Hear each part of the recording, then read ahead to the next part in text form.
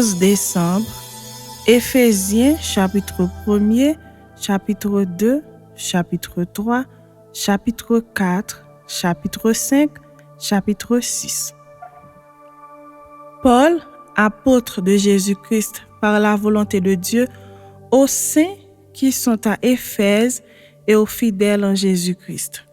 Que la grâce et la paix vous soient données de la part de Dieu notre Père et du Seigneur Jésus-Christ.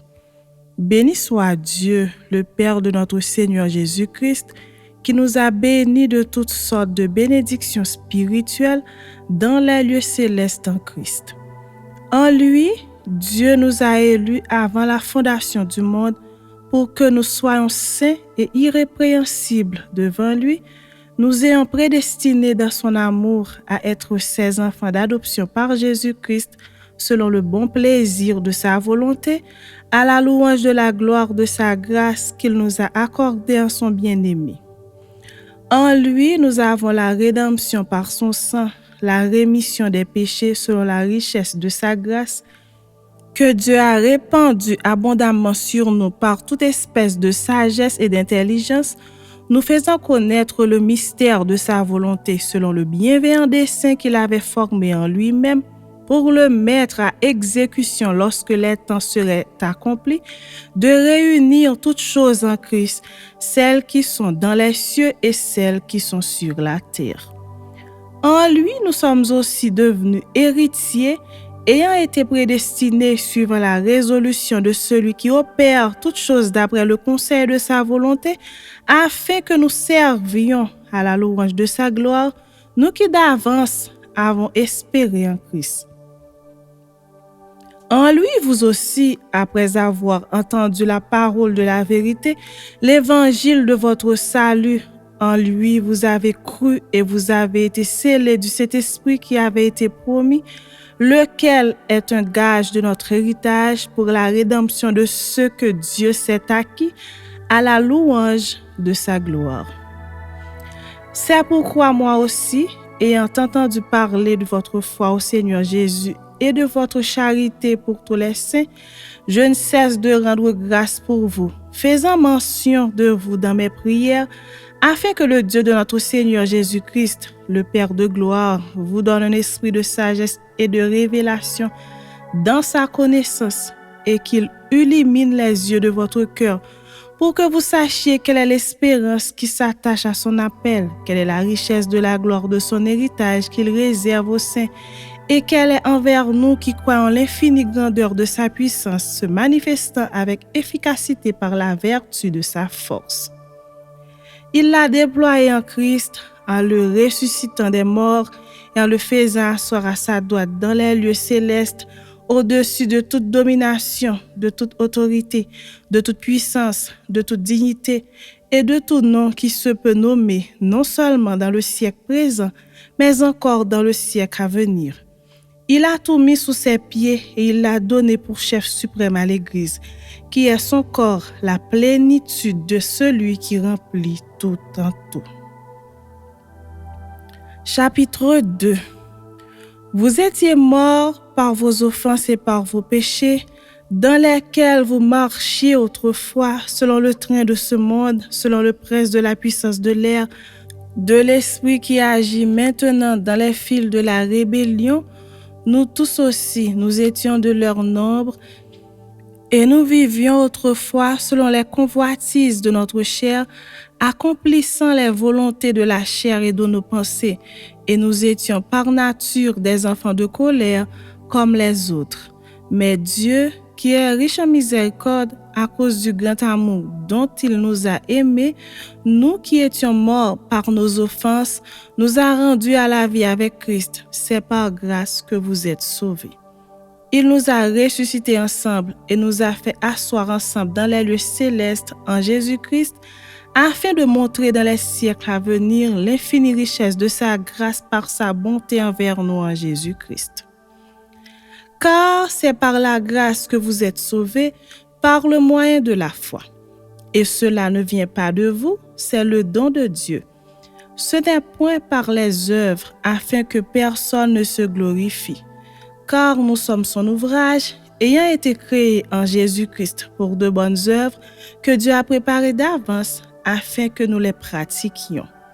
C'est pourquoi vous, autrefois païens dans la chair, appelés incirconcis par ceux qu'on appelle circoncis et qui le sont en la chair par la main de l'homme, souvenez-vous que vous étiez en ce temps-là sans Christ, privés du droit de cité en Israël, étrangers aux alliances de la promesse, sans espérance et sans Dieu dans le monde. Mais maintenant, Jésus-Christ, vous qui étiez jadis éloignés, vous avez été rapprochés par le sang de Christ. Car il est notre paix, lui qui des deux n'en a fait qu'un, et qui a renversé le mur de séparation, l'inimitié, ayant anéanti par sa chair la loi des ordonnances dans ses prescriptions, afin de créer en lui-même avec les deux un seul homme nouveau, en établissant la paix, et de les réconcilier l'un et l'autre en un seul corps avec Dieu par la croix, en détruisant par elle l'inimitié. Il est venu annoncer la paix à vous qui étiez loin et la paix à ceux qui étaient près. Car par lui, nous avons les uns et les autres accès auprès du Père dans un même esprit. Ainsi donc, vous n'êtes plus des étrangers ni des gens du dehors, mais vous êtes concitoyens des saints, gens de la maison de Dieu. Vous avez été édifiés sur le fondement des apôtres et des prophètes, Jésus-Christ lui-même étant la pierre angulaire. En lui, tout l'édifice, bien coordonné, s'élève pour être un temple saint dans le Seigneur. En lui, vous êtes aussi édifiés pour être une habitation de Dieu en esprit. Chapitre 3. À cause de cela, moi, Paul, le prisonnier de Christ pour vous païens, si du moins vous avez appris quelle est la dispensation de la grâce de Dieu qui m'a été donnée pour vous. C'est par révélation que j'ai eu connaissance du mystère sur lequel je viens d'écrire en peu de mots. En les lisant, vous pouvez vous représenter l'intelligence que j'ai du ministère de Christ. Il n'a pas été manifesté au Fils des hommes dans les autres générations, comme il a été révélé maintenant par l'Esprit aux saints apôtres et prophètes de Christ.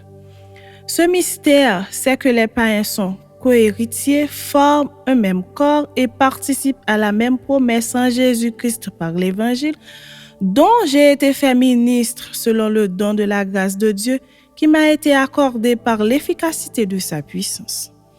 À moi qui suis le moindre de tous les saints, cette grâce a été accordée d'annoncer aux païens les richesses incompréhensibles de Christ et de mettre en lumière quelle est la dispensation du mystère caché de tout temps en Dieu qui a créé toutes choses, afin que les dominations et les autorités dans les lieux célestes connaissent aujourd'hui par l'Église la sagesse infiniment variée de Dieu, selon le dessein éternel qu'il a mis à exécution par Jésus-Christ notre Seigneur, en qui nous avons par la foi en lui la liberté de nous approcher de Dieu avec confiance. Aussi, je vous demande de ne pas perdre courage à cause de mes tribulations pour vous, elles sont votre gloire. À cause de cela, je fléchis les genoux devant le Père, duquel tire son nom toute famille dans les cieux et sur la terre, afin qu'il vous donne, selon la richesse de sa gloire, d'être puissamment fortifié par son esprit dans l'homme intérieur, en sorte que Christ habite dans vos cœurs par la foi, afin qu'étant enracinés et fondés dans l'amour, vous puissiez comprendre avec tous les saints quelle est la largeur, la longueur, la profondeur et la hauteur, et connaître l'amour de Christ qui surpasse toute connaissance, en sorte que vous soyez remplis jusqu'à toute la plénitude de Dieu. Or, à celui qui peut faire, par la puissance qui agit en nous, infiniment au-delà de tout ce que nous demandons ou pensons, à lui soit la gloire dans l'Église et en Jésus-Christ, dans toutes les générations, au siècle des siècles. Amen. Chapitre 4.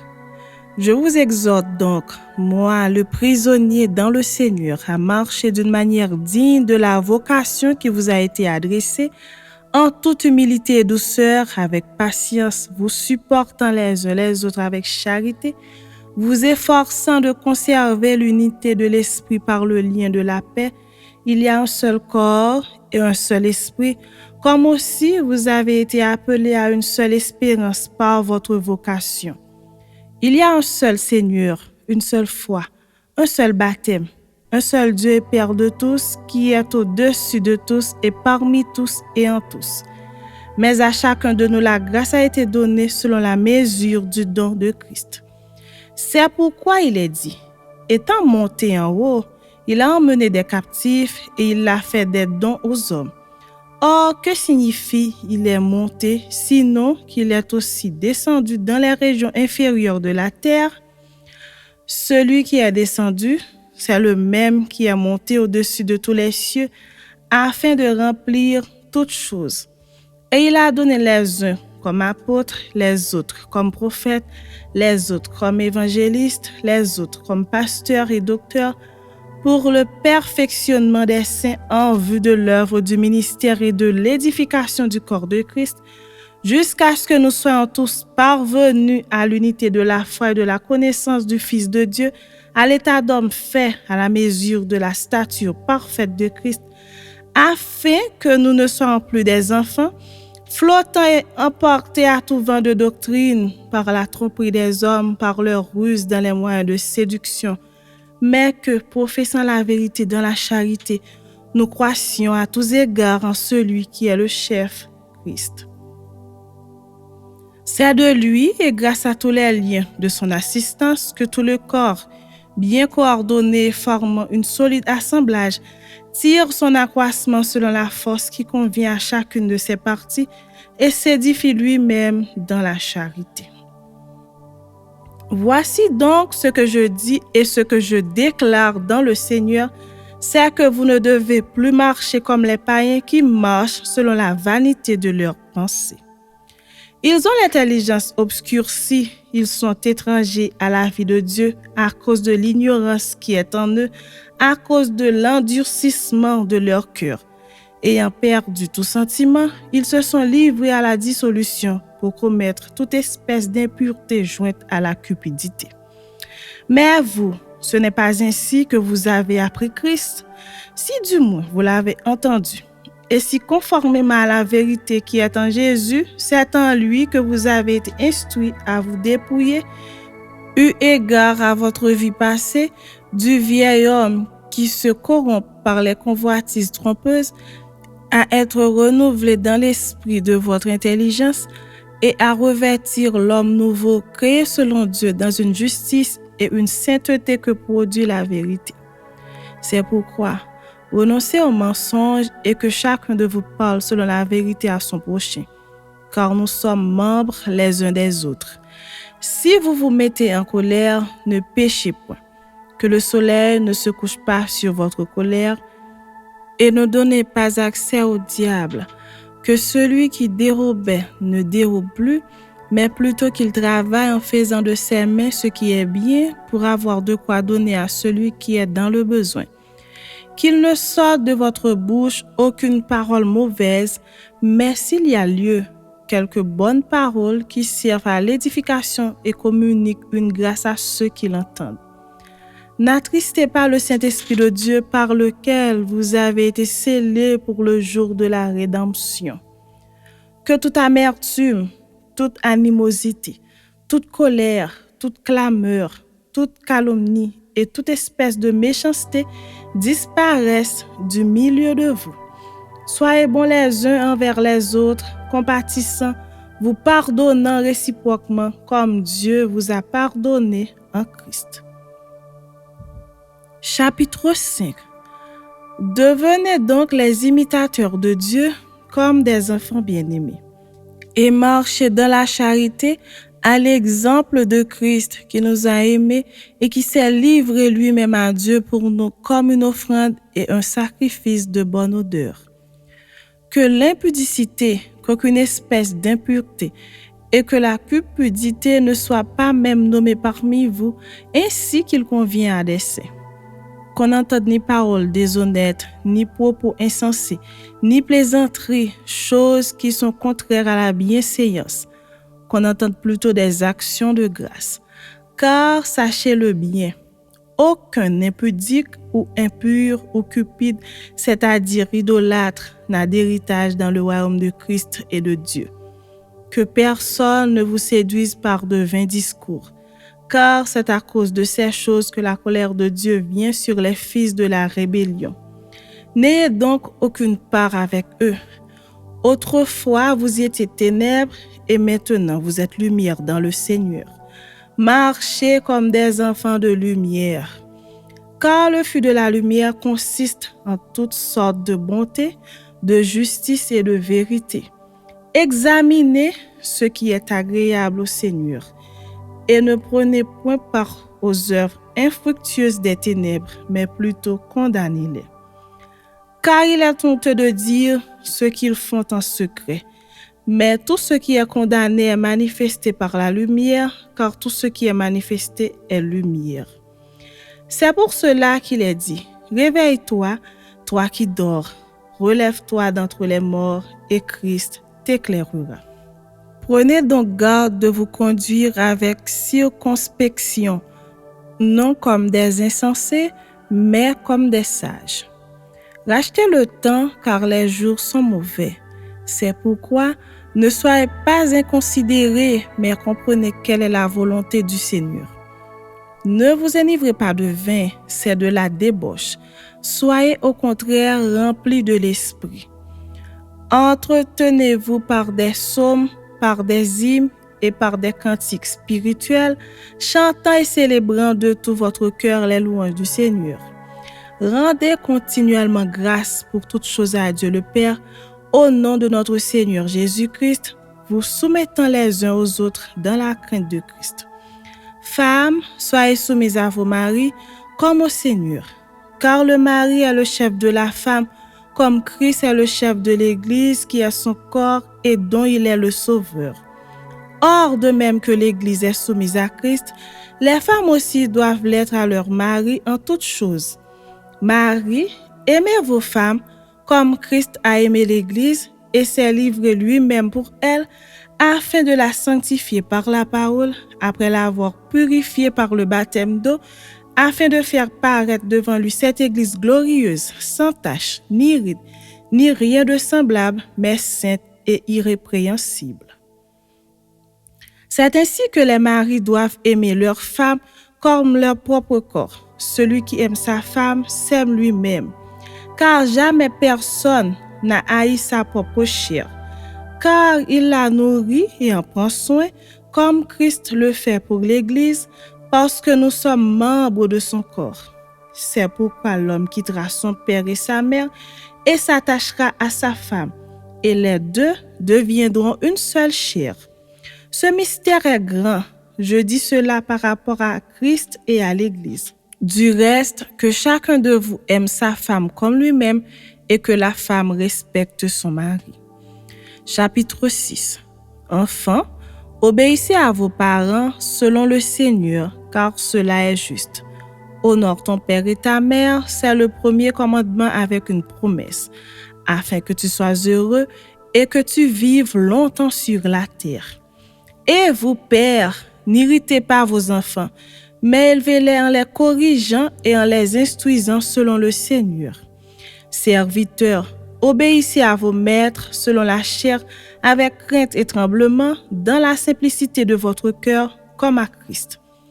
Non pas seulement sous leurs yeux, comme pour plaire aux hommes, mais comme des serviteurs de Christ qui font de bon cœur la volonté de Dieu. Servez-les avec empressement, comme servant le Seigneur et non des hommes, sachant que chacun, soit esclave, soit libre, recevra du Seigneur selon ce qu'il aura fait de bien. Et vous, maîtres, agissez de même à leur égard et abstenez-vous de menaces, sachant que leur maître et le vôtre est dans les cieux et que devant lui, il n'y a point d'acception de personne. Au reste, fortifiez-vous dans le Seigneur et par sa force toute puissante. Revêtez-vous de toutes les armes de Dieu afin de pouvoir tenir ferme contre les ruses du diable. Car nous n'avons pas à lutter contre la chair et le sang, mais contre les dominations, contre les autorités, contre les princes de ce monde de ténèbres, contre les esprits méchants dans les lieux célestes. C'est pourquoi prenez toutes les armes de Dieu afin de pouvoir résister dans le mauvais jour et tenir ferme après avoir tout surmonté. Tenez donc ferme et avouez la vérité pour ceinture, revêtez la cuirasse de la justice. Mettez pour chaussure à vos pieds le zèle que donne l'évangile de paix. Prenez par-dessus tout cela le bouclier de la foi avec lequel vous pourrez éteindre tous les traits enflammés du malin.